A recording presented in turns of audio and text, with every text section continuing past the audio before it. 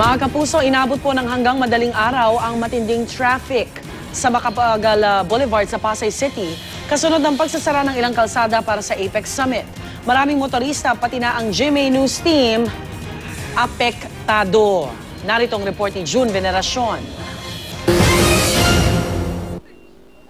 Alas 6:30 kami umalis ng Apex Security Command Post sa Mall of Asia. Mag-aalas 12 na ng hating gabi. Umahigit 5 oras na kaming nasa kalsada, pero wala pang 2 kilometro ang aming nababiyahe. Ganyan katindi ang traffic sa bahagi ng Macapagal Boulevard sa Pasay City. Epekto ng mga isinarang daan para sa Apex Summit 2015. Ito na ang pinakamalalang traffic na aking naranasan. Ang mga kasabay namin dito mga motorista, magkahalong galit at bagot ang naramdaman dahil sa tindi ng perwisyong pinagdaraanan. Isang gina nga ang dumaing sa amin.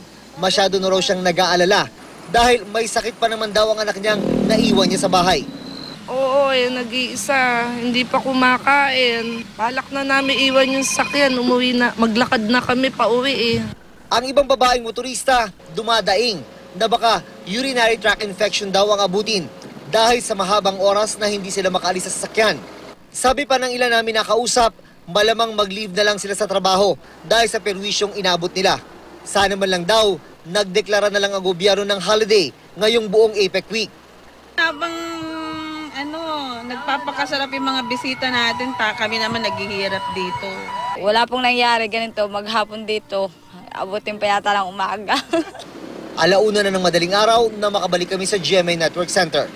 Ito ang unang balita sa Pasay City. June Veneracion reporting.